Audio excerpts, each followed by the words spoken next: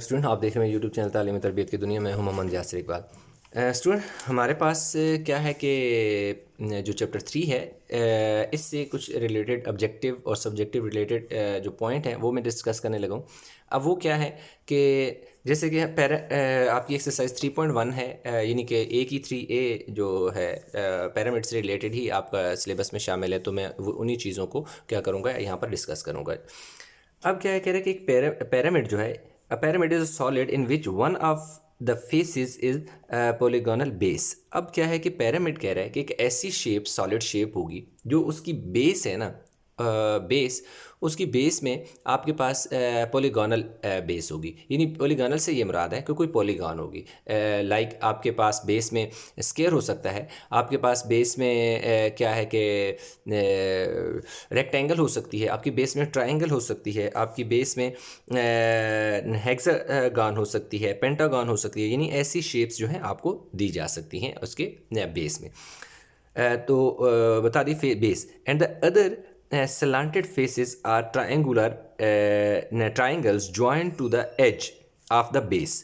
तो अब ये कह रहा है कि भाई हमारे पास एक तो स्लांटेड फेस की बात करता है। ये स्लांटेड फेस कौन से होते हैं? देखो स्टूडेंट, स्लांटेड फेस जैसे आप देख सकते हैं कि ये वाली शेप, इनमें से कोई भी शेप देख सकते हैं।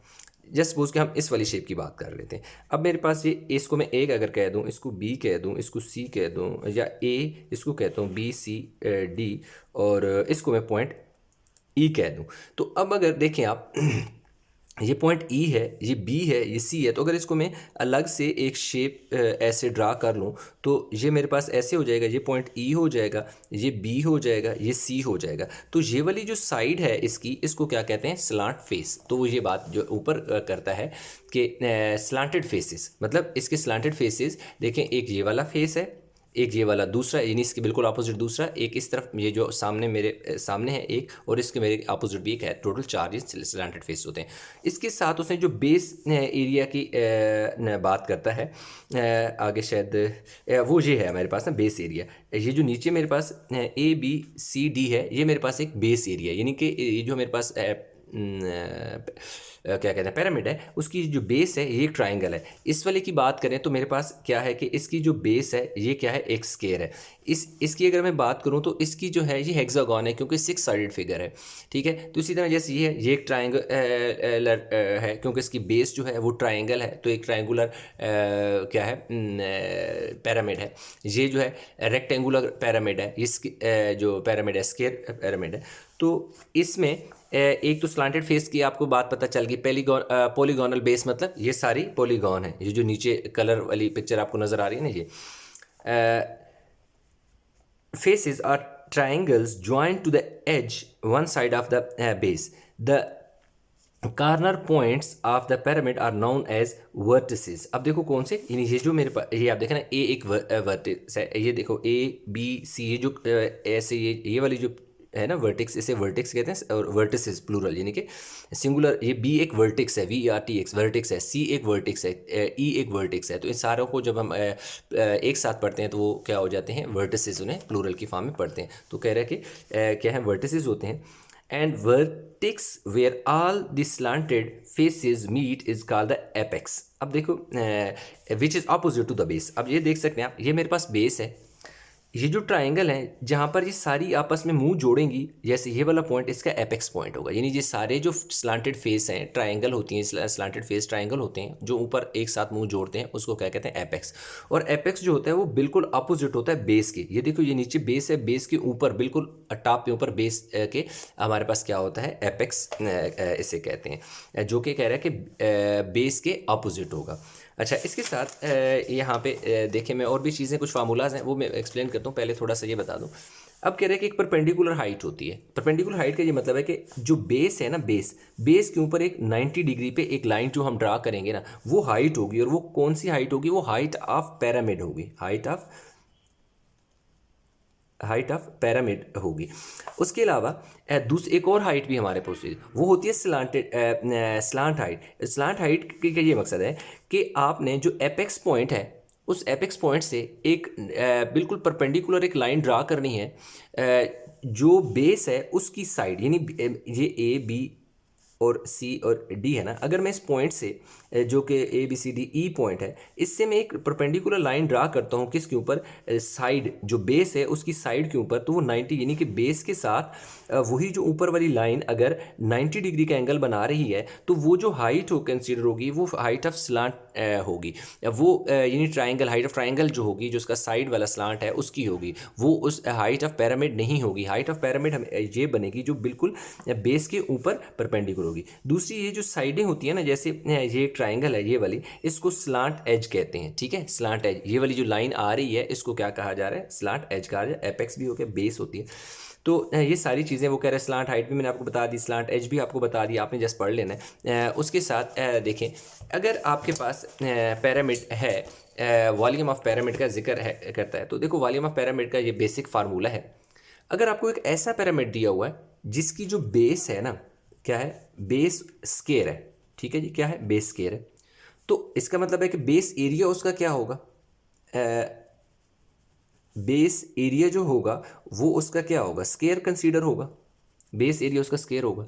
तो एरिया ऑफ स्केयर का फार्मूला आपने लगा देना है, एरिया ऑफ स्केयर वो क्या होता है, एरिया ऑफ स्केयर का स्टूडेंट फार्मूला होता है L इंटू एल, यानी L स्केयर होता है। तो आपका यही फार्मूला वॉल्यूम ऑफ पिरामिड कुछ इस शक्ल में बन जाएगा, वॉल्यूम 1/2 बेस एरिया आपके पास क्या हो जाएगा जी, L स्केयर, यानी ये देखें 1/2 बेस एरिया। अब बेस एरिया मेरे पास क्योंकि स्केयर है तो एरिया ऑफ स्केयर का फार्मूला आपने लगा देना है L square multiply by height, height आपने H रख देनी है।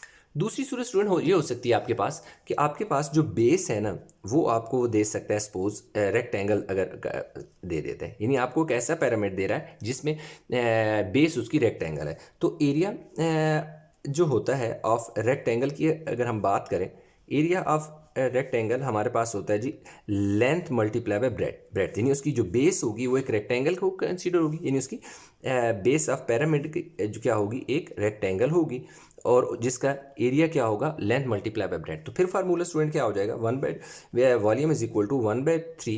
अब देखें क्या है, बेस एरिया ना, तो बेस एरिया, बेस में मेरे पास क्योंकि एक रेक्टेंगल है तो इसलिए मैं यहाँ पे लिख दूंगा लेंथ मल्टीप्लाई बाय ब्रेड्थ, और हाइट तो स्टूडेंट इसी तरह रहेगी, जो हाइट, ये जो हाइट होती है हाइट ऑफ पिरामिड होती है।